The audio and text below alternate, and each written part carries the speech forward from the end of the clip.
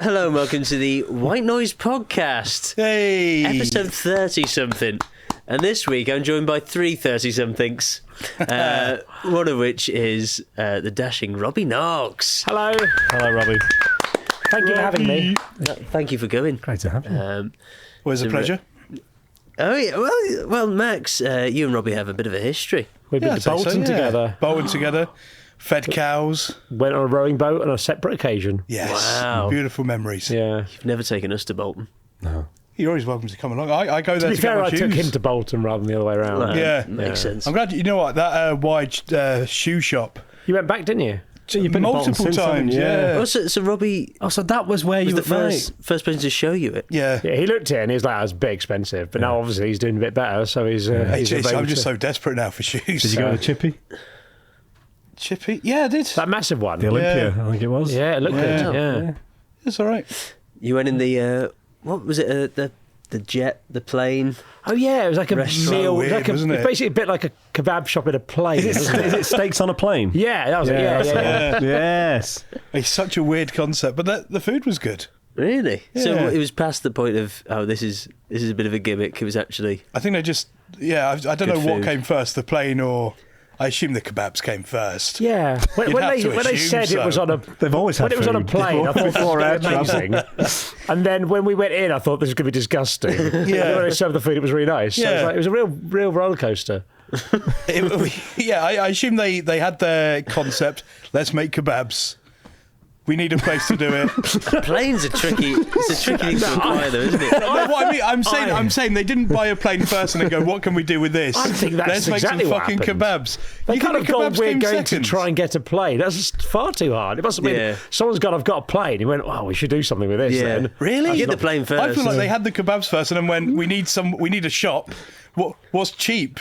Let's go to an Can we auction. get in touch with them and find out? Yeah, I think we Where's the should. nearest airfield? Did you see that Air India thing in the week?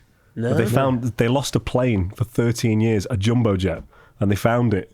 I think they've got found on Google Earth, parked up. They paid to park it somewhere, forgot about it in India, and it was found, and it's now being used for a classroom. Oh, But, that's yeah. nice. Wow. Yeah, there's a pics of it being kind of transported down the highway and stuff. It's been found after. And now, 13 in that years. situation, they would have said, we've got a classroom here. We've got some a class of kebabs." kids. Yeah. Where are we going to teach them? Yeah. Oh, there's a I hope plane. it gets repurposed as a kebab shop in Bolton. Sorry, kids, you're losing your plane. Max, your sort of degree has had a similar fate to the plane, hasn't it? Forgotten about for 13 years. Yeah, I'd Do you reckon say you're so. going to dust it off next year? I don't know what a comedy degree is really going to get me. I know someone that's got a comedy degree and doesn't have a job. So, It's a bit personal with Tommy. That's the inside scoop. Nasty. Robbie, do you have a degree? I have a degree in economics from the University of Oh. East Anglia. Oh, wow. Oh, wow. Yeah. Too Okay. qualified 2-2. for this. Gary Stevenson. Yeah, I know. Yeah, check me out. Yeah. I mean, I got 2-2s. I just want to manage expectations that this is Okay. not. Yeah, I've not we did a used it comedy loads. degree in Salford. Yeah. Yeah. God, 2-2 in economics. But this was when you didn't have to pay to go to university, so you could just go Oh, anyway. yeah. Yeah, So I was okay. like one of the last years where it was free. In fact, I got a grant because my family were not particularly wealthy, so I actually got paid to go to uni now, which is Great for economics. it was Yeah. great. Yeah, that was good You know, economics. you're Hey. probably, Yeah. yeah. Yeah, so that was nice for me. Worse for Yeah. Did younger you do people. anything afterwards in the field? In the When I worked at Sky, I had to look after petty cash for a bit. Okay. But I mean, it didn't really need a she? degree. Yeah. So yeah, no banking. You mentioned East Anglia. Our link is Norfolk, as I had to look where I was born. I was born in Upper Helsden. Is that right? In I've Norwich? heard of it. Near the airport. Yeah. Cracking, I know, yeah. cracking restaurant there. Yeah, it's sort of, it goes Upper Helsden and then the airport, and I'm in between there. Okay. I could give away the address, but I don't know who lives there, so I wouldn't want to do that to them. It's quite the fun to go to make a pilgrimage and break into someone's house. Yeah, it would be. It's near the Big Asda, though. I don't know if Okay, that's... yeah, Look where I am, Stephen. That's a big Asda, yeah. Oh, I know the area. I'm vaguely familiar. Yeah. So I have vague memories of Chroma Pier. What's a Chroma Pier, sorry? It's a pier in Cromer. Oh, Chroma's a place? Yep. Yeah. Oh, okay. Famous for crabs. So have you seen the Alan Partridge film? Yeah. The ends on Oh, Chroma is that Pier. it? Is that right? Oh, okay. Yeah. Oh, wow. Yeah, Nice. Famous really for good fish and crabs. chips. Yeah. Like Good crab crabs. fishing. Like Cromer crabs are apparently the best of Wow. the crabs. Nice. Like your mum? You're kidding, right? Tacky stuff, that isn't it? It's good though. It's not good, is it? It is good. It doesn't have crabs. If you had a degree, you'd never come back there. But I think at the point where you're on a podcast going, my mum doesn't have crabs, you've already lost. No, I don't think so. In fact, I think I've won. I'm going to find out next week. I'll come back and say. The clip will show, won't it? Max won that one. I look forward to next week when you have a tear in your eye. I've got some bad news, guys. How will you bring it up? Gonna have a whole segment. I've told everyone you didn't. God! Oh my God! This week's guest is my mum. There's more crab than mummy here. Will you read a prepared apology? On last week's podcast, I mistakenly misled the room.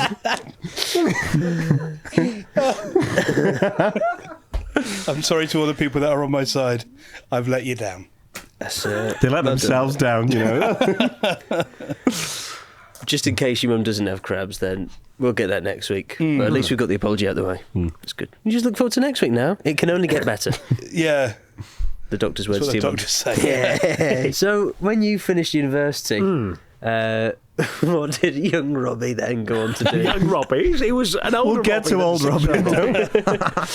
So young Robbie didn't really want to get a job because it just seemed like hard work. It seemed too much admin.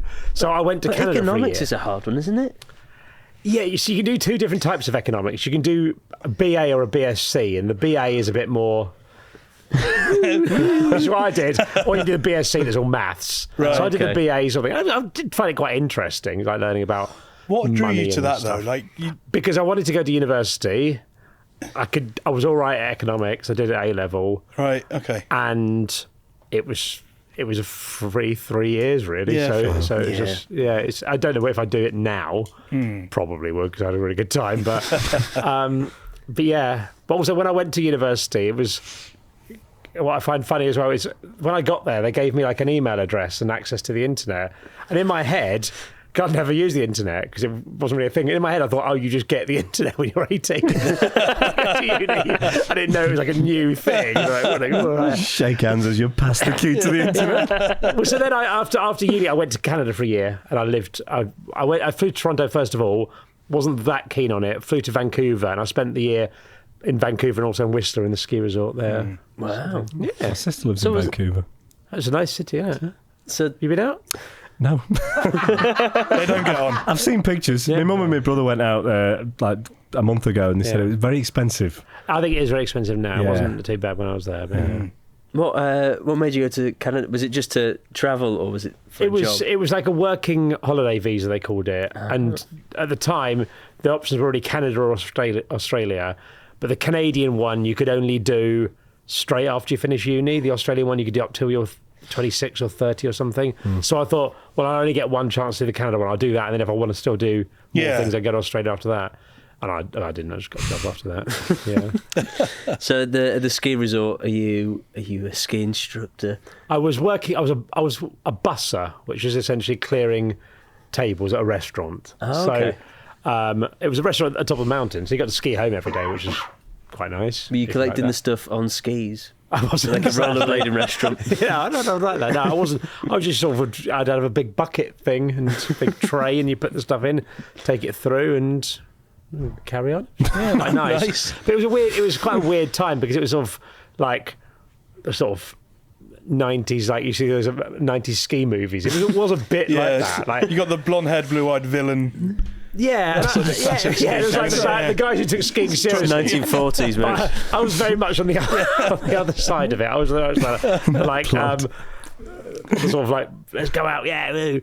And our boss, Willie of the restaurant, he was this Hawaiian dude, and he could have been like now, because I see him on Facebook, and he could be anything. He's definitely older than me, so he could be anything from like, I reckon 55 to 85, and I couldn't comfortably put it within 20 years. But he's like, he lives this life where he'll go like surfing all summer in Hawaii and skiing in winter all the time. He works in hospitality and that. I heard a rumour that he made loads of money in McDonald's franchises in the 80s or something. I don't know if this is true, but you just see pictures of Burning Man and stuff like that in whatever age he is. But I remember one day there's this bar called Merlin's at the bottom of the mountain in Whistler. There's two mountains, Whistler and Blackcomb. It's the bottom of Blackcomb Mountain. I worked on Blackcomb Mountain, and our staff accommodation was a little bit up Blackcomb Mountain. I was just on a Tuesday night, just in this bar that we'd all go to, and our boss, Willie, walked through, and he was like dressed head to toe like Tina Turner. He like had like the coffee wig, you know, that sort of sort of era, full on makeup and all this. I went, all right, Willie. He goes, oh, hi, Robbie. I went, you Tina Turner? He went, yeah. I went, you at a party? I went, no. I went, any reason? He went, no, I just fancied it. I went, all right, that's cool. I just carried on having a drink with my friends. Didn't really see him for a bit. And a couple of hours later, he walked back through the bar, and he still had the makeup on and the wig, but he was completely naked, just walking through. And I remember just sitting there with my beard. I was just thinking, and I got a bit annoyed because I'm away from home. It's the first time I've ever been abroad, like, and to live like that. And this is my like authority thing. This guy should be walking out, and he's like dressed as Tina Turner but naked on a Tuesday night, just walking around for no reason. I'm like, well, my God, it's dreadful. Yeah. Free spirit, then. What a life. That's before camera phones. When you say what a life, do you mean Willie or Robbie? Just all of it, you know. Yeah, just life. Just life. Just life, yeah, man. It was life. Just happy to be here chatting. Yeah. Hey, aren't we all blessed? If you see Max had zoned up for the last 5 minutes. Oh, that's the dream. Which bit? He's just turn up one day as Tina Turner at the podcast Saturday morning. Hey guys, are you hungry for more? I know I am. You're not, though, the Manjaro. Yeah, but I thought you meant great chat. For more great chat, you can find us over on Patreon at the White Noise Poddy. We've got weekly episodes that go out on there uncensored. And no bleeping at all. So this won't be bleeped. Me and my father used to into the and for fish. That's disgusting. I need to let the people know. In fact, my dad messaged me this morning and said, let the police know, first and foremost. Bonus weekly episodes, bonus videos. What? And you also get to watch all of our specials. I drank my own wee-wee. Yes, that was really You nice. did that on the boat, didn't you? Not mine. £3 a month. After Canada, Yep. Robbie returns. He does. I've never had such an in-depth investigation of my life. Do you have family over there? Because you said earlier that you went to Toronto for a family thing. I went to Toronto on a holiday with my family. Oh, okay. What happened this summer is my daughter Kitty's 14, and she's never good attention. Thank you. Good to question it. Yeah. If you do see any potential holes in my story, do fully just dive in there. Earlier in the year, my daughter Kitty had messaged me, and I think I was in a pub. I think I might have been filming a video or something. I had a few drinks, and she messaged me, and she's 14. She likes the band My Chemical Romance, and she said, My Chemical Romance are touring. Can you take me? And I went, yeah. Where's the gig? And I think she said London. She goes, it's a North American tour. But I'd had a few drinks, and I had quite a good year. And I was like, all right, yeah, let's go. Where do you want to go? And she went, oh, I don't want to go to America. Can we go to Canada? I went, all right, well, yeah, we'll go to Toronto. That's fine. So then I booked like tickets, and then like the next morning I'm like, oh no. So I had to phone my wife and go, right, so I booked tickets for me and for Kitty and one other, I didn't say me and Kitty, Kitty and anyone who wants to really, to go to see My Chemical Romance in Toronto. Shall we just make it our family holiday? So we went, yeah, all right, but we really should, in future, you should discuss this first. Yeah. So that was that whole of the story. So we just went on a family holiday. You returned from Canada. Oh yeah, I returned from Canada, and I wanted to work in media, but you always hear how hard it is. I came back, and the day I got back, my friend Dan phoned me up and said, "Oh, I know you want to get in media." I knew him from uni, and he was working at a TV studio in London, and he was leaving, and he was like, "They need someone to film my job. You interested?" I went, "Yeah." He said, "Send over a CV." So I just literally got back. I wrote my CV, sent it over, emailed it over, and they said, "Can you come for an interview the next day?" So I went, "Yeah." So I went in. Had the interview, and then got the job. So I'd been back like 3 days, and I got a job again. It's actually really easy to get into media. That's what we were talking about. So I worked at this TV studio in London. They did like, do you remember 15 to 1, the quiz show? I've heard of it. Yeah, it was like a sort of this thing. This guy called William G. Stewart presented it. He's dead now. It was. I liked him, and they'd done this show there for like 20 years or something. But he had like, I remember him.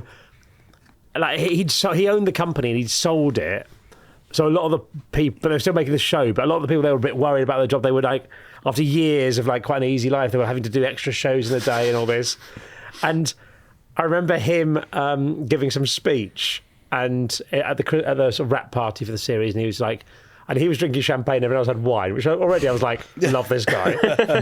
And he said, and in one of the most amazing misjudging of the movies I've ever heard, he said, I'd like to thank everyone for their hard work this year. You've helped me put a roof on my pool. Oh. I was like, that's so Partridge. It was so good. It was so good.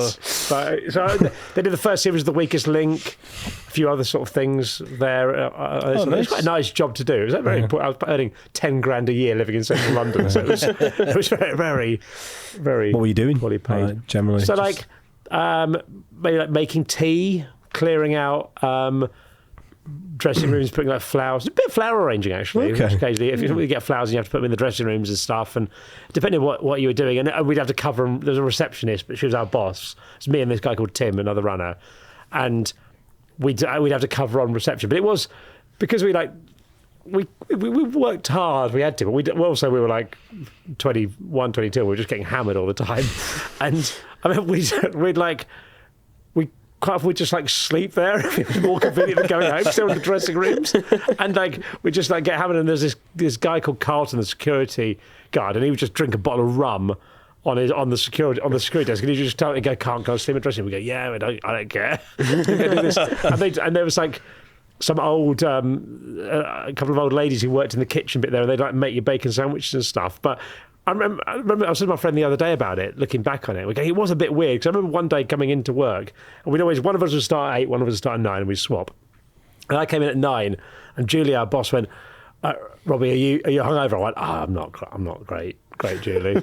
And she was like, right, Tim's coming in, he's in a really bad way, he's been big sick. I've sent him to go to sleep for a couple of hours. If he sleeps till like 10, are you okay to work till then, and then like have a little sleep then? I was going, I'll do my best. In reality, we probably what's going on here? Capable to work. Yeah, so it was quite a good like edging into life. Yeah. So I did that for a year. Okay. At the studio, was there other shows being made? Did you get to rub shoulders with the stars? Yeah, so it's quite. I never really met anyone famous, I don't think. I met Patrick Moore, who was an astronomer, and I met Jeff Hurst, who scored a hat trick in the World Cup final. Yeah. I met him once, and it was like I must have been about 15, and I went to some like football exhibition thing at Wembley Conference Centre. It was like some thing, and you could go along, and they had just loads of like football related things. It was the day of the playoff final, so I actually went to the playoff final as well. I just randomly got tickets. But I was at this thing, and he was queuing up, and I wouldn't have recognised him, to be honest. We were going, Jeff Hurst queuing up to sign autographs. I was like, my family are from Glasgow, I'm a Scotland fan, so I didn't particularly care about Jeff Hurst, but I'll go along. So I went, I got in the queue, and I got to the front, and I had like the programme from this event. I said, Jeff, do you mind signing this? And he was there, and he had like a marker pen in front of him, sort of thing. And he goes, have you got a pen? I'm like, no. Can we use yours? And he took the thing off me, got the pen, and he looked at me. He goes, 3 things you need when you get an autograph. Oh, no. He goes, a pen, something to write on, and a famous person like me signed it. Oh, back. no. I was like, that's amazing. And then, but then years later, Jeff, but I quite like people who are like that. They're cartoons. Yeah, they're not real. So years later, I'm working at Soccer AM, and he came on, and we used to get an ex-pro on, and they'd take a penalty in the car park. And he was coming on, and I told everyone this story. I was going, when I was a kid, I met Jeff Hurst, who did this. I was like, I hope he's not changed.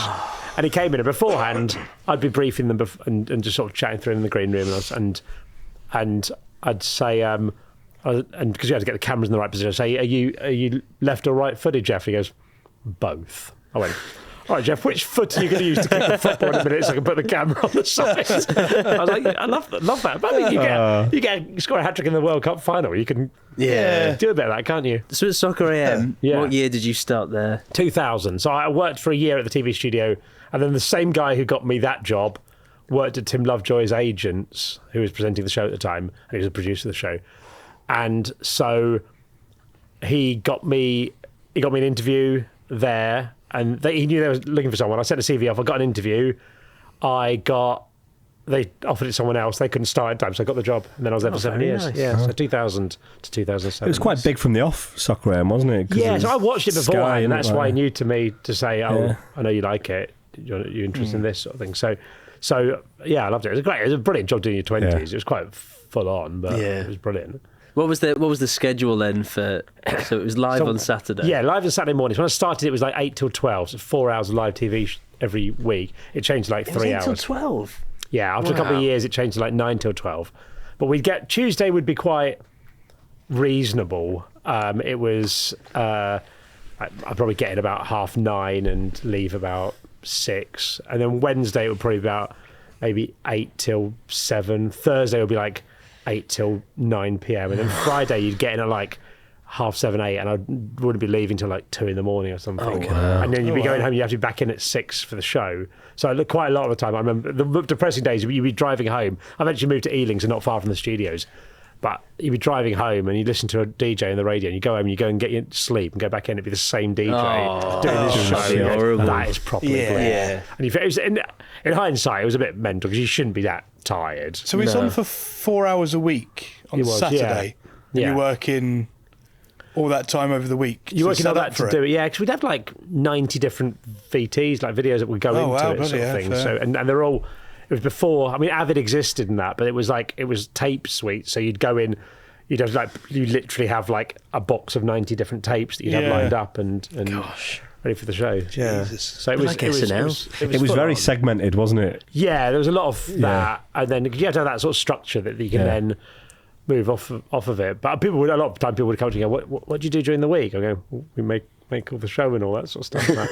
But then eventually, my first job, I was doing stuff like getting all the props and costumes and all that sort of stuff there. And then eventually I was in edit suites during the week, and a lot of my stuff ended up being music stuff. So like getting all the music for the show, which is quite a big part of it, and booking music guests, and also all the guest stuff. So I'd have so either I'd book the guests or someone else would, and then I'd phone them up for a research chat and just chat to them, sort out their travel, get them there, take them to the pub at the end of the show, and that sort of stuff. It was quite a fun thing to do. Yeah, nice. Who were some of the Retiring. music acts you?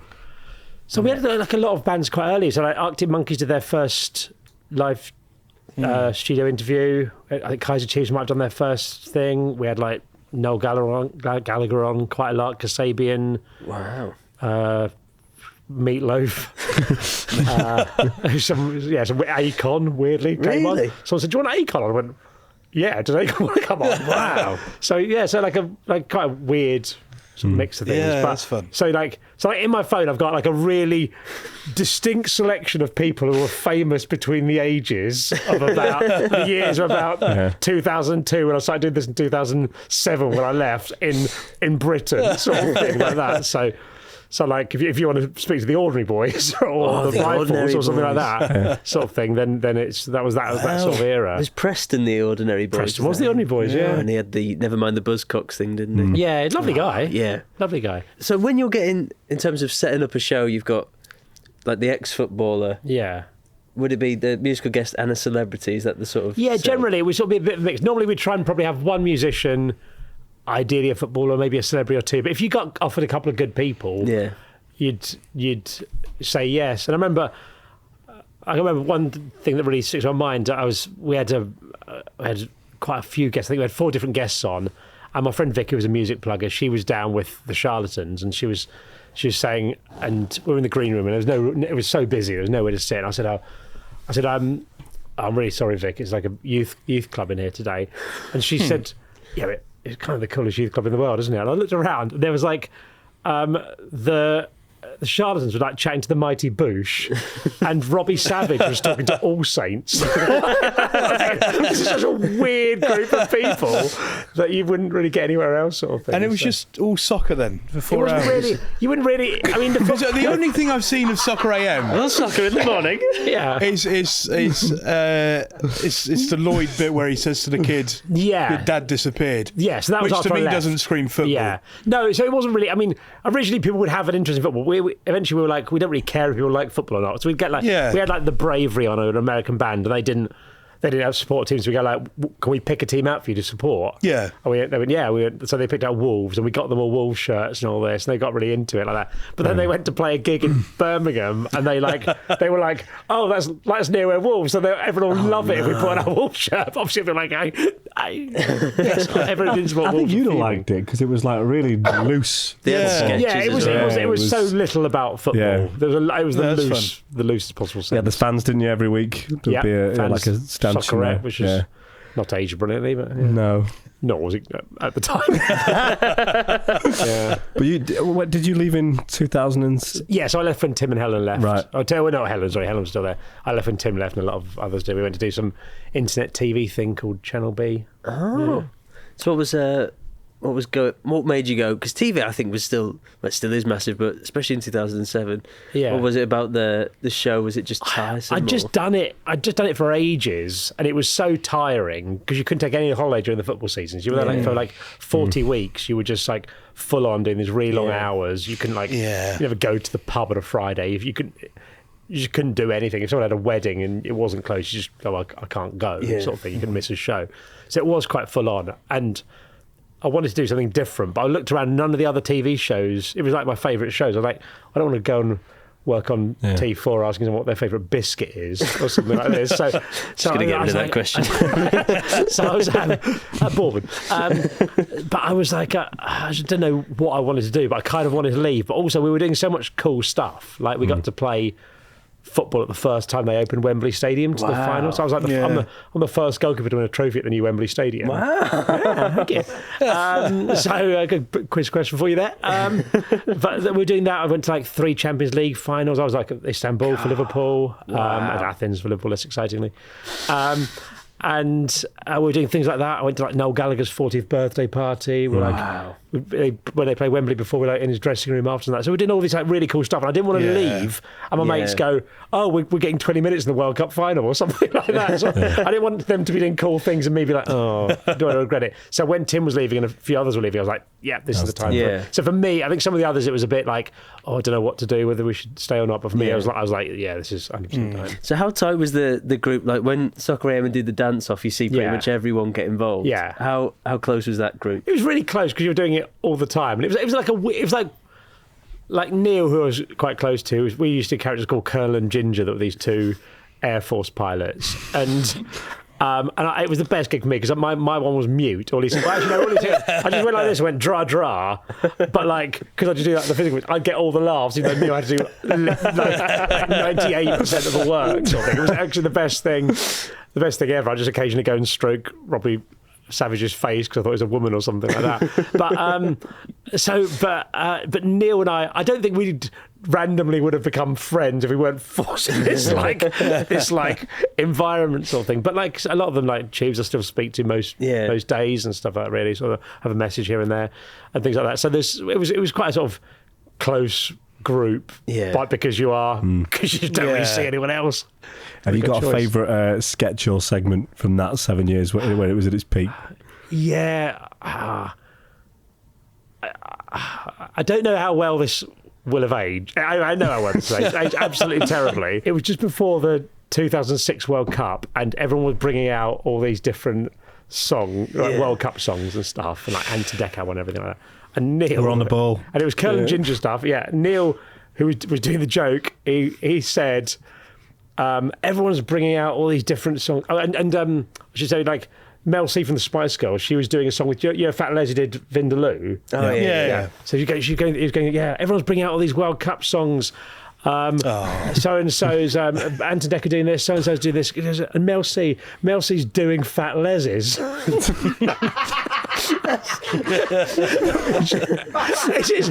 It's a funny joke. It's a funny joke. Is that all right? I don't think that's It was me anyway. It was Neil. Cancel him. He's a school teacher now.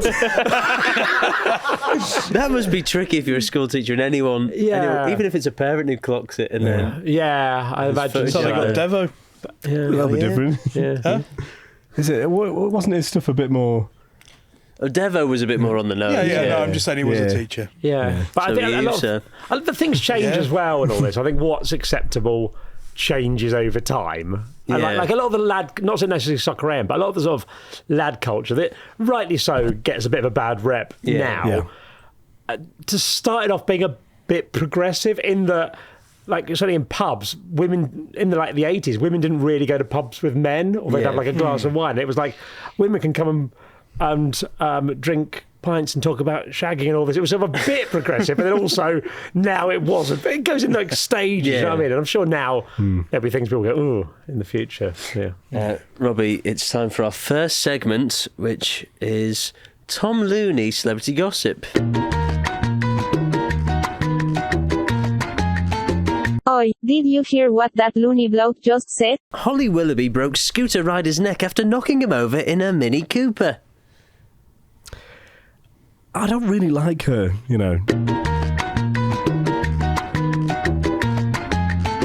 Oi, did you hear what that loony bloke just said? Thank you, Tom. Cheers, Tom. Harsh take. You said you always preferred Phil. Yep. It's now time for You Laugh, You Lose. To give you some context, Robbie, this segment was built as a way to get an easy 30-second clip for the podcast each week. Fabulous. I'm on the 6th week of doing it because no one's laughed. It's been hard, I'll be honest. It's been tough to turn up each week with what I think is a genius piece of material, and to have that expression there stare back at me. Not that bit, he's smiling a little bit. And Tom... You can't take it personally. They're deliberately trying not to. It's Just don't want to lose, man, you know? Something personal about the glare. I've decided to just really hone in my skill. 6 weeks is a long time. 6 weeks holidays, 6 weeks comedy course, 6 week acting masterclass. And I was doing a little bit of research on actors and acting, and I watched basically a documentary on Channel 4's Top 100 Actors. I found it incredible because when I got to number one, the person just blew me away. Robbie, would you? It's a little bit tricky. Would you join them over there? Happily, because yeah. I've already seen it. Let's do it. Okay. Greatest actor ever. If he comes into the room, it's like the wind comes in. He's like a sort of force of nature. Diane. He's extraordinary. Is that Vaseline? It's fucking really special. Whatever he has, I don't know where he got it. Oh, come on! In anything, you know, he's a drug dealer. You want to have sex with him, you know. Legalised the good stuff. There's something just extraordinarily menacing. What do I mean to you guys? This is my wife. By the end of the film, he's become almost the devil. You boys know why I brought you here, don't you? It's all in his eyes. He doesn't do a thing. You what? And there's no other actor I can think of who could do that. Good one. It's about what you don't say. Oh, fuck me. Brilliant. Full stop. What are you doing there? He's able to project different layers of intention. Sorry. He's become a bit of a shouter. It's got me. It won't let me go. You know, an icon for both American cinema and American theatre. He's 26, he's in Manchester, and he's a presenter. Yeah, it's great to be off You Laugh, You Lose, but it's a bit annoying that something... All I did was just show you a clip. I didn't even get to edit that. Congrats on being number one. No, thank you. You know, I work hard for it. Greatest actor of all time. Could you give us one of your famous lines again, please? Diane. Oh, I can't Very good. believe it. Yeah. Emotional, Fucking wasn't believe it. Very emotional, yeah. The range as well. Yeah. I mean, she's dead. What? Diane, the wife. Why are we giving out spoilers like that? Oh, it's the first thing that happens in the film. That was the bit where he's on the computer. He's 26. Do you know what? I could have done a lot more with that, but there's just some more.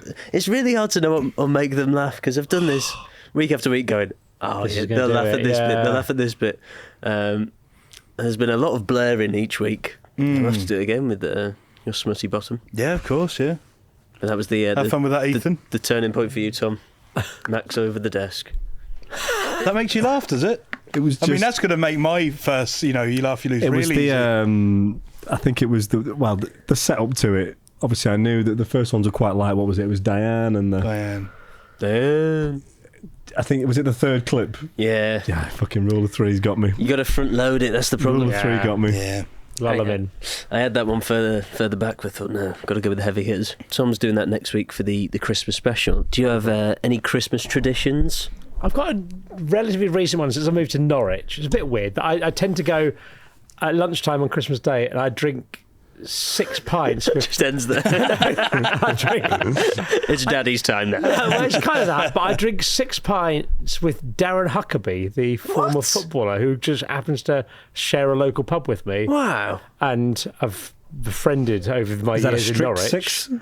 6 is my target, really. Okay. You've only got two and a half hours what the pub's open. So you got to go in and just really go for it. So yeah, I tend to just get absolutely smashed Darren Huckabee, which is not... It's not the same as like putting something out for Santa, but it's all pretty good. Come back with tickets booked to Toronto. Yeah. Fucking hell. When I was a kid, we had we just recorded the Happy Hour Christmas stories. I'm talking about. I'm going to tell you the exact same thing I told them a few days ago. But we had a neighbour called Mr. Hutley. He's dead now, but all our family would go over on Christmas morning for a couple of hours, sort of thing, and his family would be there as well, sort of thing. His grown adult kids with their kids and stuff like that.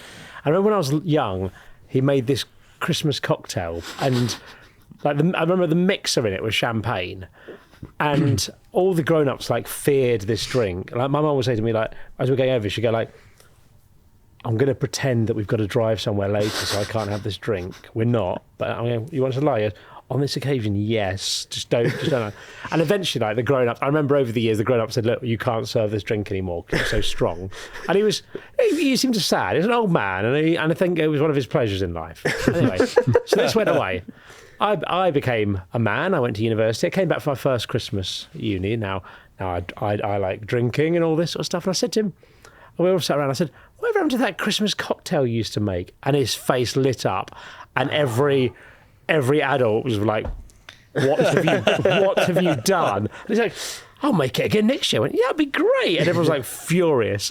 He'd have one glass. It had like all weird ingredients I've never seen before. Green chartreuse. Chartreuse. And all these, it had these weird like something like Bulgarian rums or something that he got. It's a weird mix of things I've never seen before. And you had this, and you had one glass. It tasted quite nice. It was champagne-y, but fizzy. It's like fruity and all this. You have one glass. And you just like, I'll have some more. You have like another half glass. You'd be hammered. Like you just completely, absolutely hammered on a glass and a half of this drink. It was incredible. So that was a great Christmas tradition. Chartreuse. What does that ring a bell? It's a French liqueur. I'm sure it's the been green one's mentioned like recently, hasn't it? 70%. I'm sure it is. They've got the yellow one and a green one. Yeah. Well, champagne's the mixer. Yeah. So. That says a lot. Darren Huckabee. I haven't heard that name for ages. Yeah, I hear it quite a lot because lives around the corner. And speaks in third person. I seen him at his goal at Old Trafford the other day. Yeah, because it was on that whole. He's a great player. Someone talking about when there were Lee Dixon and that were talking about Foden's assist to Eze. Oh yeah. So everyone was sharing these great assists, and someone passes it to Huckabee in his own half, and he runs and smashes it from like 40 yards. I think I'm right in saying he's the only player. Is it Ambrose? No, he doesn't have football. I think I'm right in saying Darren Huckabee's the only player who's scored in all the divisions in English football and the FA Cup, League Cup, Champions League, and UEFA Cup. Wow. I think he scored in all of them, basically. Wow. I believe. That's incredible. Yeah. He'll tell you this Christmas if it's true. Yeah, I'll ask you. I might make it up. Either way, it's not bad for him. People just spread about it. No, that's good. Yeah. UEFA Cup. Mad. What other podcasts have you done? Because Max mentioned was it Moon Under Pod? So I did Moon Underwater for a bit. So that was a BBC Sounds thing about designing your dream pub. I'm basically a bit of a podcast slack. Come around, I haven't got a podcast. Do you know there's a podcast I can do? Jamie Hutchinson on his podcast has recently started doing this thing, and he's going on about how he's a genius for it, talking about designing your dream pub. So if I can get back to him, he messaged me saying, "Can he come on the podcast? I want to talk about my dream pub." I did mention the producer, but then it stopped, so he didn't. But so he's just stolen so he's it. aware of it. Yeah, he has stolen it, but that's fine. That's he's a shame, James, because it's finished now. It's finished now, so he's welcome to. But yeah, it was guest designing my dream pub Magpie stuff. It was quite good fun. We did that for a year or so, but it was fun, but also it was quite a lot of work for me, more than I like to do, because you have to go in. Like with Happy Hour, it doesn't matter if I'm not there. Yeah, really. And even if I am there, it doesn't matter. But none of it matters. At the end of the day, we're all going to die. But for that, because I'm hosting it, the episode. No, but because I was hosting it, I had to be there, and you're fitting around guest schedules as well. So it was just like, I've got to do this on that Wednesday. I can't go away and film that week or something like that. So so when it finished, I was like, okay, I enjoyed doing it, but I wasn't sad. Yeah. What kind of guests did you have on that? Quite a nice variety. So we had the occasion, like Kieran Carlin came on from the YouTube world, and Ramel. But then we'd had like who do we have? The poet, Manchester poet. John Cooper. Yeah, John Cooper Clarke. Yeah, we had him on. We had bloke from Grand Designs on. It was like a really nice mix, like authors and stuff. Kevin MacLeod, that's his name. Musicians. So it was like a real... All at the same time? Nice mix. Yeah, all just screaming about their pub. No, we're not having a jukebox. Physically fighting. One horrific episode. I did that. I did a football podcast with the guys from Soccer AM for a year called Soccer A to Z, and then we got Z and stopped. And then we've been doing one recently called People Trying to Football that stopped and might restart after Christmas. I don't know. But that's fun as well. I like to imagine with the A to Z one, you got to Z and went, Zidane. Yeah, there was a lot of... That's it, you all had to bring things, so people are like, are you doing Zidane? Because that's literally it. Sort of thing. Trying to it gets tough towards the end of the alphabet. Trying to Google something interesting about the Zurich football team. The days of A, B, C, D were great. X has got to be a tricky one. Yeah. Q was Xabi Alonso. Yeah.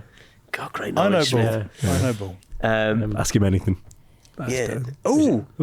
Actually, because Max and myself have been on a quiz with you, I forget it every time. Tension. We have. Yeah.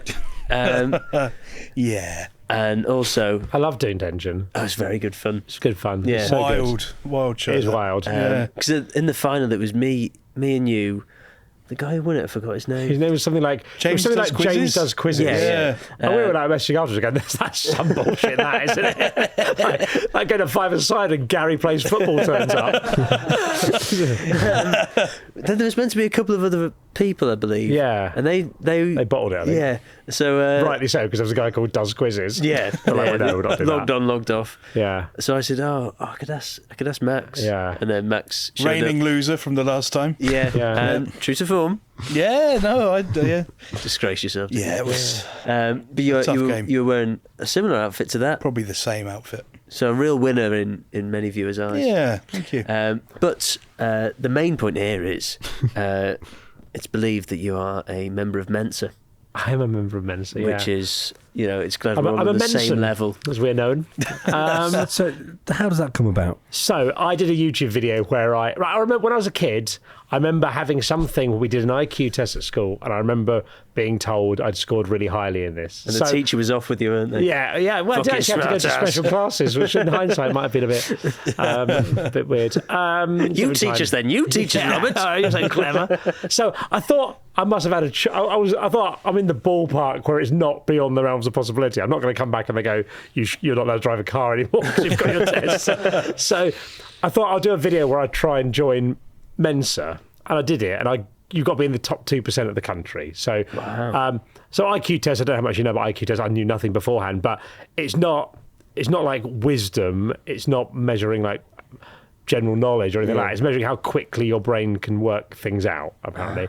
And when people say my IQ is 140, it doesn't really mean anything because there's different tests. What matters is, none of it matters, but how they work it out on is like where you are, what percentage you are in the country. So each test will be different. So 140 might be in the top 2% in one test, but not in another one. And you do different tests. One of them, you do 2 tests when you do your Mensa thing. You just have to get it in one, but one's like words and the other one's just like symbols and stuff. So it doesn't mean if you're not good at reading or something like that, you're not at a disadvantage. So I did this and got in, and the only reason it cost me £60 a year to stay in Mensa, there are no benefits to it whatsoever other than to annoy people.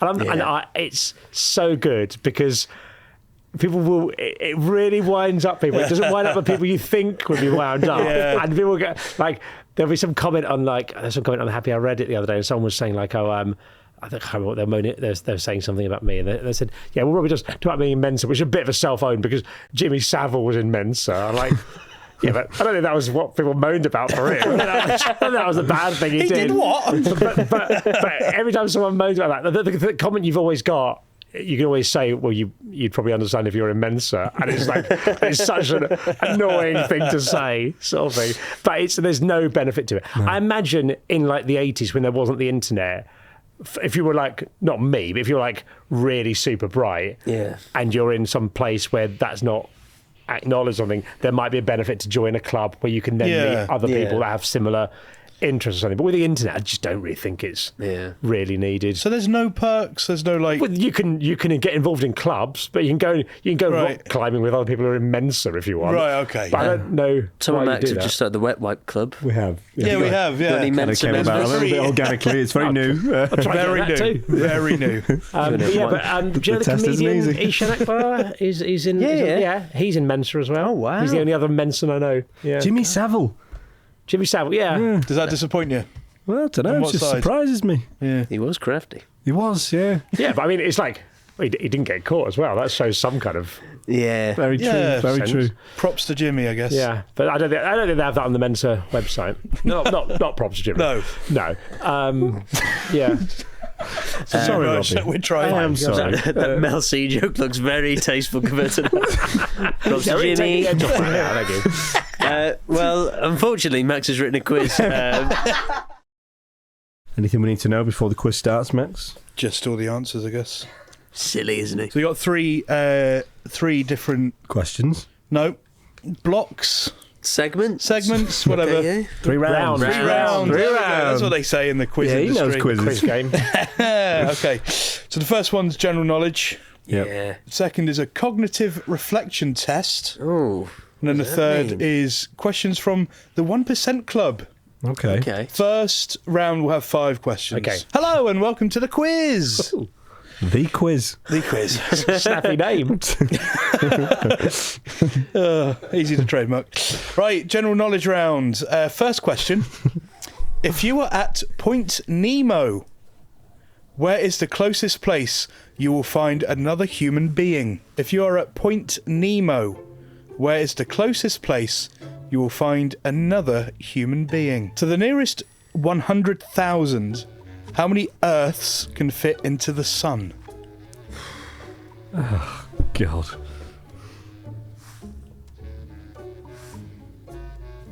All good? Yeah, really good, mate. You happy? I'm fine. What flight was Big Bird meant to take? That was in the Sesame Street character. Yeah. Is it actually? Yeah. I thought I'd make it hard because this is meant to be like a Mensa test. But maybe I've made it too hard. This is Mensa general knowledge. Yeah, once again, Mensa has nothing to do with general knowledge. I didn't know that. I'm not a member of Mensa. Sorry, is it genuinely Big Bird as in Big Sesame Bird. Street? Yeah. The character in the costume was meant to go on a flight. We have to say the flight. Yeah. In a popular interview, it was revealed people were holding what in regards to the Wicked song Defying Gravity? Sorry, can you read that one again for me, please? In a popular interview, it was revealed people were holding what in regards to the Wicked song Defying Gravity? And the final question, as always, is what do the answers have in common? Oh, I don't know the answers. Yeah, fair enough. Yeah, I'm sacking off This for is real general. All good? yes, sir. Okay, so if you're at Point Nemo, the nearest place you would find another person, okay, is the International Space Station. It's the furthest point away from any land. It's, on the other side of the Earth, it's just that big patch of ocean. So It's right in the middle of that. So is that what I saw then? Like the thing with the... Yeah, I guess so, yeah. What's this? What if the International Space Station's on its On the orbit other on the other side? Just wait until it comes back again. What did you put, Rob? Argentina. Argentina? I put Hawaii. Okay, well... Incorrect. Incorrect. Yeah. The nearest 100,000, the Earth's is 900,000. 7 million. 400,000. 800,000. The flight Big Bird was meant to take was the Challenger, which is the rocket ship that I was going to go a spaceship. I wrote But 9/11. 9/11. I went Flight 93. No, the challenge is the one that blew up. blew up. I watched that. I was at Scouts when that happened, watching it. Oh, really? Yeah. I see some really weird stuff about people that were supposed to be on it that are like kind of lecturers and stuff. And Crazy, isn't it? Yeah. Weird doppelgangers. It's just because, like, I don't know what Sesame Street would have been if all these kids around the world would just Big Bird blow up. So true. In a popular interview, people were holding space Yay. for defying gravity. Oh, not helium balloons then. People hostages. You're thinking about. And yes. The last answer is space. What, sorry? Space is the link. Oh. Yeah, I've got on a keyboard. Ooh. I love a gentleman's zero. Okay, well, that was my. Yeah, I also got 0. I've got more that are less. I got general one for knowledge. being on the internet and knowing. I got 0 Max over here. Okay, so Stephen's winning. Max's quiz. Stephen is Max's quiz. Are we? Do you want to carry on or do we stop? I'd love to stop now because I'm winning. No, let's just carry on. His name is Max. Does it get worse? No, it only gets better from here. The next round's in Latin. Okay, you ready? Yeah. It's always. Let's start with How the many laughter. questions? Max's quiz. Three questions. 3 questions. 3 questions. Okay. 3 lovely questions. Okay, a bat and a ball cost £1 10p Right. in total. Yeah, £1 10p. Sorry, my pen's died. No. Such a shame. Should we just stop? That's the quiz over. Is that the quiz? Smashed Is into my that the eyes great too quiz? It's done. Could we give Robbie a pen and paper, please? I'll write it on my phone. Okay. Hang Okay. on. Let me get it. Bat and ball cost £1.10 Yes, together. in total. In total. The bat costs £1 more than the ball. How much does the ball cost?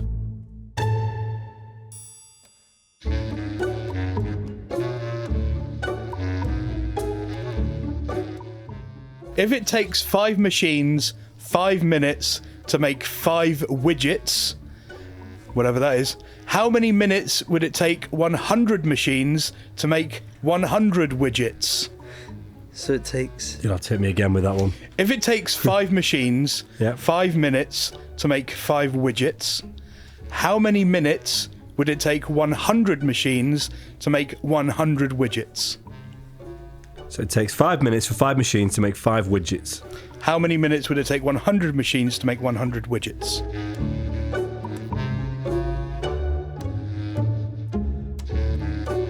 There is a patch of lily pads.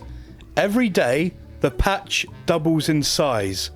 If it takes 48 days for the patch to cover the entire lake, how many days would it take for the patch to cover half of the lake? I wasn't listening, sorry. I heard fine. lake. Max's quiz.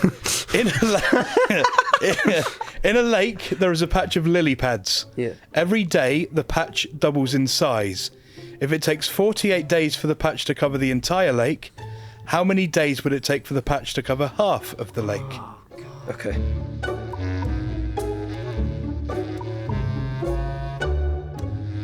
So the ball in the first question is 5 pence. What? Because the bat costs £1 more. Yeah. So the bat is £1 5p. Yeah. To be fair, I was a bit slow on that one, so I Yeah. think I've rushed it. I Pound panicked. more. Yeah. If it takes 5 machines 5 minutes to make 5 widgets, how long would it take 100 machines? 5 minutes. 5 minutes. 5 minutes. Because it's just the same thing. Yeah. Stupid ball. And then in a lake, there's a patch of lily pads. How long would it take to cover half? 47 days. I Nice. got 1. Robert. 2. Got 2. Okay. Enough. 2-2-2. Final round, Getting yeah. into the final round of Max's quiz. Oh, everyone's loving the quiz Everyone now. wants it to be over. Oh, there is No, a we know prize. any of the answers. There is a prize. It's a scratch card. Everyone hates Max's quiz. Yeah, just because you're stupid, mate. Can't wait for Tom's quiz next week. Can I borrow your pen, please? Absolutely not. There's no I need to borrow your pen. circumstances. I need to borrow your pen. What's this third round? It's questions from the 1% Club, Okay. which is a quiz show. So you should love these Stop questions. saying quiz. May I ask why you've taken Tom's... Because I need to write 2 things down. Sabotage. does feel like sabotage. What 2 letters can you put in front of these 2 words, car and able, Right. to make two different words. It was a combination of two letters Yeah. that you can put in front of both of these words to make two different words. Goes in front of both of So them. it's Yeah. a two-letter combo on front of both. Yeah. Okay.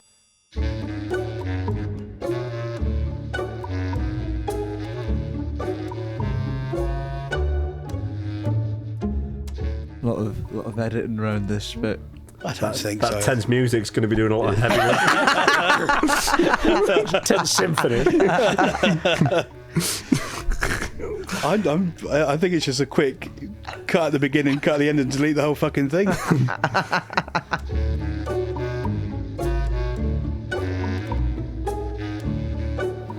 3, 2, 1, reveal. Vicar and Viable. Correct. Yes. Wow, well done. I had nothing. Cool. Just learned on YouTube Premium, I'm officially a top listener of Simply Red. Yeah. So that's fun. Just part of the quiz. Yeah. We're just drifting off into other things during your quiz. But which Simply Red song? Oh, so Question 2 of the final round of Max's quiz. Is it Mick Hucknall? He hates his own quiz. Oh, right, okay. We've got 4 words here. You've got to find out what the link is. Okay. Haunt, mumble, You could just tell us the word and we write them down. I've got to write them down. Haunt. Sonic, and Granite. Haunt, mumble, Sonic, Granite. Max's quiz. There's a link between these 4 words, right? There is a link.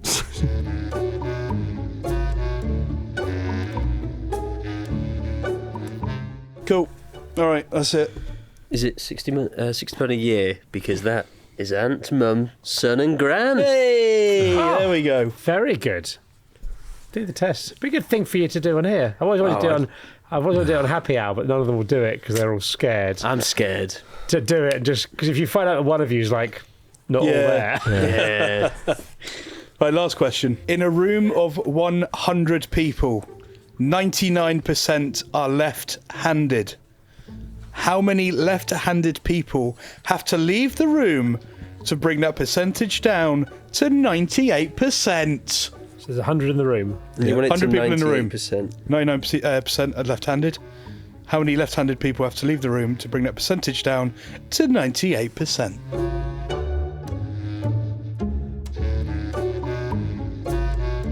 Right, single ladies, reveal your answers. 50. 50 need to I've written leave. 50. That's correct, yeah. Hey. Oh, Well done, everyone. that's a nice little morale boost for us. Yeah. There you go. Good quiz, Max. Well done. Thank you very Max's much. Quiz. Max. Thanks for sitting through that one, everyone. Fucking as we turned, I saw Ant, and I thought, Could you please pass that to the winner? there you go, son. Well done, Thank you. Stephen. Congratulations. If you win, There you go, Robbie. I know I've not earned it. I wouldn't take Hey. it. I won't have the stolen valour of a scratch card I've not earned. I don't know how you do these, if that helps. Okay, why don't I do it? And if I win anything, Much rather Robbie. Why don't we all we split? split it between the 3 of us. No, the No, room. I'll just keep And we this. start our own quiz. you start your own Actually, quiz. give it to me. I won like £1 million. You'd be like, well, actually, we'll have that back. I'd say I want it back. Yeah. It's confusing. Max's quiz, eh? Max's quiz. Yeah, Well done, yeah. Max. It's always a toughie. Robbie, may we ask you about your YouTube ventures? Sure, yeah, why not? when we were going through your channel, Yeah. It's a bit of a hot mess, isn't it? Early on. There's so many different things going on. Yeah. That's a which lot is of I think feedback is I've had. great. I've tried to make it a bit more focused now. Well, when I was looking back, I saw one that was the mediocre shed tour. Yeah, is that? There's one where I just kill a rat. When I get a man in to exterminate a rat that's in the loft. That was what would be content, because I didn't really care. I thought I'll just do whatever. And then after a point, when it becomes your job, you have to sort of. You can't just say there's a rat in the loft and the man's going to come and call Clive's going to come and kill it. There's a beauty to that, though, you know. Yeah, there is. Filming things that you want, like the mediocre shed tour, the thumbnail. You know, you just sort of point into it like, I quite like doing the rubbish thumbnails as a shed. Like you sort of live on the grounds, Yeah. but but we don't know where you actually live. Yeah, it's good. One I enjoyed looking through was when you got called a tramp by Martin Compston. At the Edinburgh Fringe. Yes. How'd you end up at the Edinburgh Fringe with MC, as we call him? MC. So my friend Gordon Smart did a podcast with him. So I know Martin through Gordon, basically, like that. I don't hang out. I've met him a few times and that, and they were doing a live show at the Fringe and asked me to come up, and I said I filmed something for them, and then they got me to come on stage.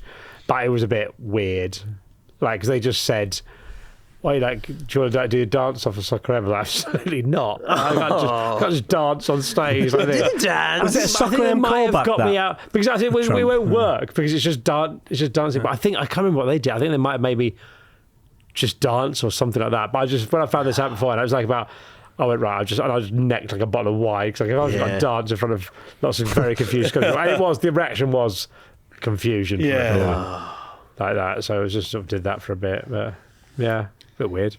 Nice one, Martin. Which I hope you are. He's on the list. Yeah. Well, who else is on the list? Thomas Cook, Mike Ashley. I don't know who Mark Compston is. Line of Duty. Which one? So waistcoats. So in the main three. Oh, him. Yeah. Really? Yeah. Fucking hell. Cheers, Max.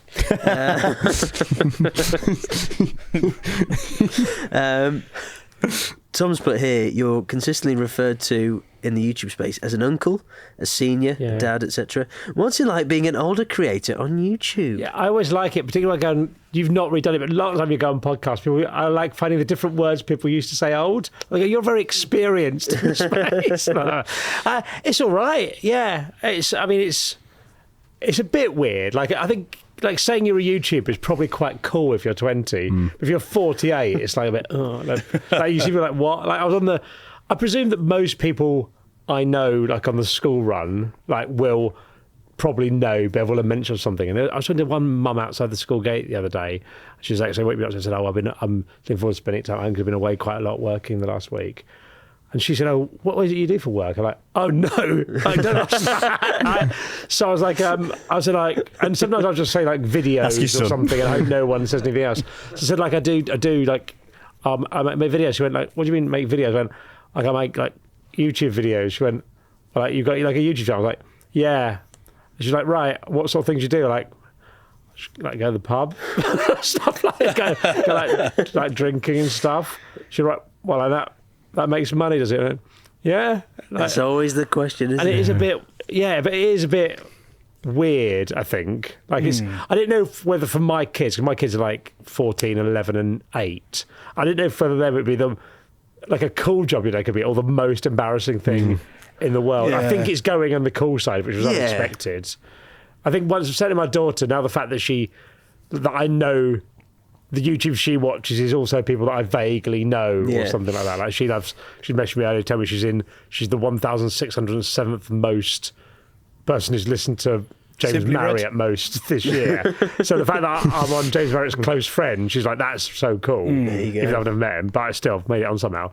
I just listen to text and realise it's a clerical error and take me off. But still, so things like that I think are quite good. But generally, being a bit older, it's all right, isn't it? I think I care. I think I'm less likely to get swept up in it because I don't care. I'm more broken down by life and just a little bit like, oh, okay. I guess also the other YouTubers, they'll probably be wanting to do it at your age. So you're just an example of how you can do it, have fun. I think it's quite good doing happy hour because I think it'd be quite easy for it to be weird.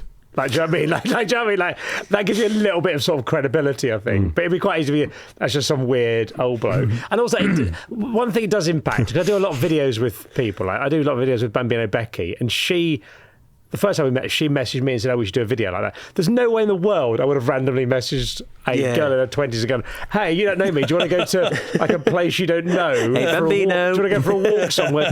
It's all the red flags, really, sort of thing. So there's a little bit like that. You have to go out of your way to be like as uncreepy as possible because you're starting from a more creepy position where you're just messaging a random young woman. So there is a bit. I mean, Or just hide the creepy. Yeah, Yeah. it's Push it down. It's it's lurking away in the distance. Yeah, that's it is. That's the clever way to do it. Just outwardly be creepy. Yeah. Savile did it with his genius. He hid that away. Yeah, of course. Props to him. Respect. Get on a t-shirt. I'm not going to ask, do you enjoy spending time with young people after that? What we've just said. I do enjoy spending time with young people, though. Who? So Becky's someone you work with frequently. Yeah. Who are the other people who you go, oh, that was really enjoyable. I'd love to do that again. I was with a recent one. In the last week, I've done a couple of three. Well, in the last 2 weeks, I've done 3 things with Kieran Carlin, and I've known Kieran a bit. I've filmed with him a couple of times before, but I was never really particularly close with him, sort of thing. And I've really enjoyed hanging out with Kieran in the last. Yeah, he's very week. sweet. So he's really good. Who else do I really like? I think it's quite a nice little group. Ellis Platten, Stunt Peg. I think so funny. Is this? I saw you on a walk in Rochdale. Yeah, she's good. She's good. People absolutely love her. Yeah. I did a video with her where I did these walking videos. That's Max knows. He's on one something. And I did one with Neve, and it was before the football season started. And it had about 10,000 views or something like that, which at the time for me was like, fine. No, it's not the glorious success that the Robbie Knox YouTube channel is now, but then the football season started, and people just kept watching this video. And it's not like 150,000, 200,000 or something like that. People just because they just really like her, and people just really like her. Yeah, yeah. Good. So she's good. It's quite a nice little gang of that sort of people that I sort of see a fair bit, and we do little bits together. Yeah. I think it's quite nice. Becky's really fun. She said, I saw her earlier. She said, "Say hello." Yeah. Hi, Becky. She has a thing where she'll fill a silence. Yeah. With just sort of she'll say it and then she'll go, oh, why did I say that? And then she'll just keep it going for a while. The series you do with. So you had going for a walk with, which is where Smithy was on a rowing boat. Mm-hmm. He refused to walk. You know, people don't hear that, but he refused to walk. So I did the more strenuous task of rowing a boat. I mean, that's more of an effort, isn't it? Yeah. Yeah, it was nice, that. It was cute. It was cute. What a lovely little day out. Yeah. So I did that. I stopped doing that. I don't really know why. I think I thought I need to sort of clean up this channel a little bit because it was a bit mental, and when you've got brand deals in, you've got to sort of at least look like you're trying to get views. I mean, that was very popular, but like sometimes they just wouldn't be particularly viewed, and you wouldn't really know. And also, I thought, well, I'll try and have some coherent things. And now my general thing is it's doing stuff. Yeah. Right. So. That's quite broad, but at least there's something there. And you could say going for a walk is doing some stuff, but I'm not trying to experience things and all that. So now I've sort of translated that to a series called Is So-and-So Good or Rubbish, which is why we went to Bolton. Nice. I think it's called Exploring Britain, but that's what I title every video. I just say, is Bolton good or rubbish? Every video gets between 60 and 70,000 views, completely irrelevant of where you go, who's on it, anything. I don't know why, but they always get about that. I think the most one's got like nearly 100,000, but after a while one might have had 50,000, but generally they all get 60, 70,000 views, which is enough for a brand to go, yeah, all right, yeah, cheers. Is there anywhere you've been where you thought, oh, this is going to be a struggle to make it interesting? I went to Bognor with Rufus Rice recently, and where is Bognor? Sorry, it's on the south coast, and it was all right, but the problem is they've got a big Butlins, which I think does a lot of the heavy lifting for Bognor, and it was off season, and I think if you don't go to the Butlins, there's not much to do, particularly not if it's not the middle of the summer. But a lot of the time how good something is just depends on whether or not it's sunny. You can go anywhere, and if it's sunny you're like, this place is amazing. It's raining, you're like, I want to die. But the answer to all of them is probably a little bit better than you think, because most places aren't that rubbish, or if they are, they'll get some funding. Like a lot of these places that were rubbish, you can see they've had a lot of money chucked at them, sort of thing. So there's generally some stuff to do everywhere. We went to it might have been this time last year. We went to Middleton. Yeah. And where's that? Is that so that's like North Manchester. Right. Okay. It's where like Paul Scholes and Steve Coogan are from. And I looked on the TripAdvisor because it had the worst reviewed hotel in the UK, and then I looked thinking we need to do some other bits around it, And the number one thing on TripAdvisor was the cemetery. Visit the cemetery, yeah. And so I was like, oh God, we're gonna have to go there because it's the best thing apparently. But we saw flume, which is sadly how most of the people in the cemetery died. But yeah, so going there, I was thinking it'll be better than it seems, but it wasn't. No, like some of the local youths came over and they said, they went, Pigeon walked into McDonald's once. I was all right. That's the level. When was that? I mean, before we were born, but we've heard that. That was somewhere where I thought it'll be better than it is. Yeah. But to fit your theory, it was December when we went. So, maybe it's glorious in the summer. The ideal one for one of these things is a place that has enough people. Ideally, you want about 100,000 people. Yeah. So it's big enough. You don't want it to be at all touristy because you don't want people to do videos on it, really. Yeah. Because what happens is I'll do a video, I'll go to, I don't know, I'm trying to think of an example. You go somewhere like Bognor or Wakefield. You go to Wakefield and people will be like, oh, no one ever comes to Wakefield. No one's ever does videos of Wakefield. Or they'll have like a sort of Crawley. Oh, no one comes to Crawley sort of thing. This is thanks for coming. Wow, that's weird. I can't believe you're in Crawley. So that it's quite nice there because you get to go and see different places and hang out with different people. And my hometown, St Helens, fits the bill of that. Don't get many visitors. No, that's a good one.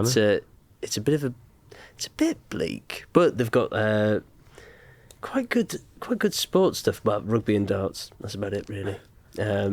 Johnny Vegas. Yeah. But apart from that, I went to a TV show once called Tim Lovejoy and the All Stars, and Johnny Vegas was on that. And they had a celebrity booker on it, but she didn't really seem to want to. She seemed a bit like not. As you know, it's going to sound. She might listen. She wasn't really that confident at talking to the celebrities afterwards. And because I did it for Soccer AM, I was coming in just helping out on the show days. And we'd had I think Stan Collymore on the week before, and I'd sort of looked after and sat down, had drinks with him at the end, sort of things. I knew him from Soccer AM, but she said Johnny Vegas is sat on his own. Can you go and talk to Johnny Vegas? I'm like, I've never met Johnny Vegas. I just randomly just sit down with Johnny Vegas and go, hi, Johnny Vegas, I'm Robbie, and just sort of talk to him. But obviously, as you imagine with Johnny Vegas, it was actually very nice. That's my only memory of Johnny Vegas, was just being forced to talk to him. which, to be clear, was a lovely experience. But, yeah. He was one of the last customers to come into Unagi. Was he? Before it shut down. So that was fun. do you reckon he made a call and said, possibly, shit, yeah. Could have been a mystery shopper.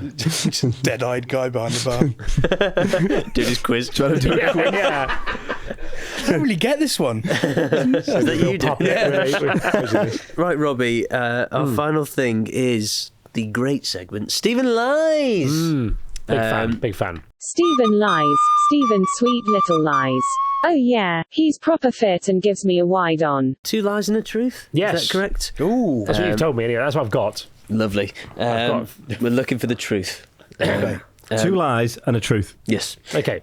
So could we have your 3 headlines, please? Okay.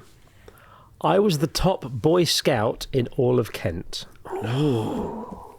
Top Boy Scout. I saved a penalty from Bonehead of Oasis at 3 a.m. Wow. And I was Romeo Beckham's babysitter. 2 lies. 2 lies, 1 truth. So 2 of these there must be an element of truth that they played in, because they all like sound, the Oasis one. Yeah. The penalty seems like such an obvious one that would be true, but then again, such an easy lie because of the Soccer AM stuff. Romeo Beckham is such a cheeky one to add in there if it's a lie. That's bait, that one. It's got to be. He doesn't behave well, and that's well known. Where should we start? And what was the first one? I was the top Boy Scout in all of Kent. Do you mean like you were the top, or like in terms of scouts, you were sort of top boy, like the series? It was not. I wasn't. It was like some gang stuff. No, I was the senior scout. I was 15 in Kent. And how did you get that position? I just did scouts. You're too old. Come on, guys. Quiz. If you don't try, you'll never achieve it. I was essentially. I just did scouting when I did Beavers and Cubs and then Scouts. Right. And there weren't that many people who did Scouts on the Isle of Sheppey because it was Sheppey. and then so I did. I was did that, and then they put me forward for this thing. It was called Master Scout, which is quite an extravagant Greg name. Wallace. And I got it and just had to go to loads of meetings and stuff. Was it just for the year? Yeah, it was for 1 year, and I'd have to go for like meetings with grown-ups, and they'd like ask you a question. So like they'd be having like, I don't know, like committee meetings, but they'd want to have like a scout there where you were like the person who represented them with the adults and stuff. Did you ever meet the scouts from other areas? Yes, you'd go along. You'd do stuff with your group, and then they'd have like events, and you'd go to them. But I wasn't like cutting ribbons or anything. Right. Like that. I wasn't like a celebrity in local scouting. So it's like a student body position in a way, right? So you're going along. You've been elected for a year, and then you. Right. Yeah. I wasn't elected. I don't know how they chose it. But I don't know what happened. But what did you have to do then? I got put forward. I had to fill in like some kind of form thing. It was pens and stuff at the time, no computers. But I had to go and I had to fill in this form and go along. I think it was a long time ago. I think I might have had to do some kind of minor speech. I remember going to a meeting where they decided it. The second one. It's the penalty. I saved a penalty from Bonehead of Oasis at 3 a.m. So what does Bowhead do in Oasis? Bonehead plays... Bowhead. I think he plays rhythm guitar, I believe. Rhythm guitar? Yeah. Plays guitar, yeah. Okay. He's one of the 3 members of Original Oasis that was in the current summer tour. So what's at 3 a.m. had you been out with him the whole night, or did you just turn up at 3 a.m? I'd been to a Kasabian gig at Earl's Court, and Kasabian were on Soccer AM quite a lot of the time. And after the gig, we went back and we were in the sort of backstage area, drinking with everyone. And it was a big area because the backstage at Earl's Court, I don't think it's there anymore, Earl's Court, but you have the stage on that, and it was just like an aircraft hangar. It was massive. They have like little porta cabins that they made the dressing rooms and stuff. But as part of their rider ordeal, Kasabian had a 5-a-side football pitch. Wow. Set up just in there. So not just like 2 goals. It wasn't like grass or anything like that, but they had goals there. And at late at night we were just drinking, but then we had like a 5-a-side football match and I was playing in goal. That's a crazy rider. It's good at it, isn't it? It is. Yeah, I think so. That Serge, Pizzorno. Good player. Yeah, good player. Scored a nice goal, didn't he, at Old Trafford? Lovely chip. Yeah. There's Darren Ambrose. Love football. You always hear like somebody's definitely scored against United. Sure, we did at some point. Somebody puts in their rider like, all the blue M&Ms to be put in a bowl, and people go, "That's a bit extravagant." Didn't you do that on a walk with Robbie? And he did it, bless him. But if somebody's putting, "I want a 5-a-side pitch," no, but it's just 2 goals. But still, you would be like. That's a bit mental for a rider. I mean, but it's for a massive M&Ms. gig, isn't it? So it's if like you're ordering stuff in, it's not a hassle. I've seen like ridiculous riders for kind of smaller gigs. Well, name 2. Well, no, it's somewhere I used to work. Like the Sugar Babes had a bit of a mental rider, just with some of the stuff they wanted and how they wanted it sorted and stuff. And it's like for a small gig. It's the Sugar Babes, mate. Yeah. They'll have what they want. Yeah, and they did. M&Ms. They did. The third one. I was Romeo Beckham's babysitter. Now, I will stress this wasn't a regular thing, but I did on one occasion babysit. Was there a reason why it didn't continue? Well, it was an impromptu babysitting. Basically, when I worked on the internet show, the internet channel thing that I mentioned after Soccer AM, it was called Channel B. We were in the same building as David Beckham's management, 90 Entertainment, and we were sort of making these internet videos and stuff like that. So we were like the sort of. They liked us as sort of like the jesters in the basement, something a bit weird. And then one day... Let's get Romeo. One day, David Beckham was in for meetings or whatever, and he brought Romeo with him, and they phoned down and said, have you got like David Beckham's brought his son here, is there anything that he can...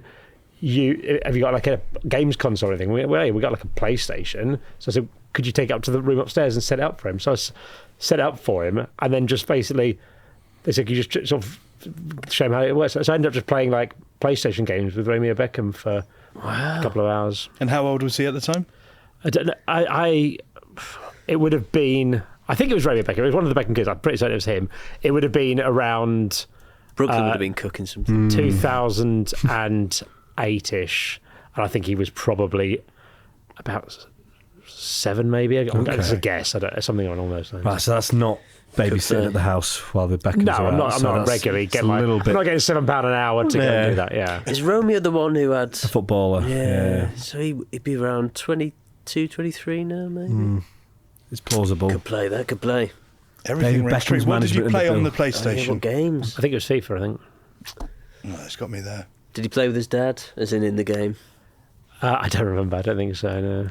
He said, I think it was FIFA, I think. Like, if it was FIFA, you'd know. He knows. It was a long time ago. Yeah. Yeah, also so- Pro Evo was popular back I know, I don't Plus, think... you would know because, but Robbie's lived a life. Yeah, it's true. Lived a life. Well, 2 of these are lies. Max, I want you to go full Martin Compton here. Fuck off! What? Don't What think did that's he what do? he says. Don't think that's the It's like phrase. thing with him. He just call you a tramp. Did you get called a tramp on Soccer AM? Yes. So it's a call, That's what- right? yeah, it Okay. was, Oh, okay, yeah. Why'd you get called a tramp on Soccer? Because I had a beard, and it was like when no one else really had beards. I went to the jungle in Costa Rica one summer, and I came back. I was there for 2 weeks. I just didn't shave. I was there. And I grew a beard. I thought it was funny, so I went back home to my housemate Sally at the time and said, "Look, I've grown a beard." Thinking she'd go, "Oh, you look a dick," and I'll shave it off. And she went, "Actually, it was quite cool." And I kept it on. And at the time, there was only really me, Serge Kasabian, and Justin Lee Collins that had beards, sort of thing. So I sort of kept it a bit, but because of that, everyone's like tramping. People would shout at you in the street and that because it was so unusual at the time to have a beard. So I never get that. 2004, Tramp. yeah. Yeah. Probably have a compilation You of had that Peter somewhere. Sutcliffe, didn't you? Yeah, Yeah. Peter Sutcliffe. Hagrid. Hagrid, I get that a lot. Stink Boy. Is it Fellaini, the guy with the hair? Stick of the dump. Stick of it. Yep, cheers, Stephen. Yep, go on, keep them coming. No, so we're doing this. Yeah, I know. Right, okay. Lie. I think the Beckham one is a lie. I am leaning... And I it's such think, a rogue thing, because the other two are very, in keeping. The third one's just rogue. Oh, I don't know. Maybe it's just the way he phrased it with the... So I'm talking about you, like, you know, Yeah, here. that's fine. That's right. You know, like... Please, I like yes. to. I But if you're telling the truth, don't you want to pass it off as a bit of a lie? I know, that's what I'm thinking. Yeah, maybe yeah. I will say I've not thought that deeply into it. No, I know you haven't. But if he Well, maybe you has, have. then Maybe you that's have. perfect. Maybe I have. Go on. Maybe I'm It's saying in my that. head. He's clever. Max, what are you thinking? I'm going to say the first one. The first one? Yeah, second one, I don't think the boys at Kasabian would be that, like, oh, give me a pitch. You think the first one's true? Yeah. Yeah, I think the second one's more true than the first one. you reckon? Yeah. And what were you thinking? See, I think the first one is... I don't know, it's just lacking a little bit for a lie. Like, it's... Like, the other one, the others have got, like, a really punchy, Maybe that's a believable lie. Maybe it is. But I don't know, the save the penalty from The Bonehead. easiest one to have happened is the last one. Because that is just, my kid's here, can you look after him for a I bit? don't know, but I thought Robbie's lived a life. They're all easy. Yeah, that is true. Well, there's easy and then there's easier than other things. We've got nothing. I think it's either the second or the third one. Okay, I'm saying the first one. What are you saying? I'll go with 1 or 2. What are you saying? I'll go 2 or 3. Should we go 2 then? We're crossing over on 2? Have you decided? Have you locked in? We are opposed. So all pick different ones, and you can Yeah. just compete amongst yourselves to find out who's right. Yeah. Oh, 'cause I was leaning towards... Well, do you know what? To make it I'll go interesting, I'll 3 go then. 2, because I was thinking Okay. 1, but yeah. Robbie, we're going 1, 2, and 3. So you want to know the correct answer? Yes, please. I babysat Romeo Yes! Beckham in that loosest Wow, possible sense. that's of the word. cool. The Boy Scout one was bollocks. I was in Scouts, but I was not particularly good at it. There you go. The second one, that didn't happen, but there was The penalty went in. There was a Got nowhere near five-a-side. Did me hamstring. There was a five-a-side football pitch backstage, and that Bonehead wasn't there, but Noel Gallagher was playing, but he was playing goal.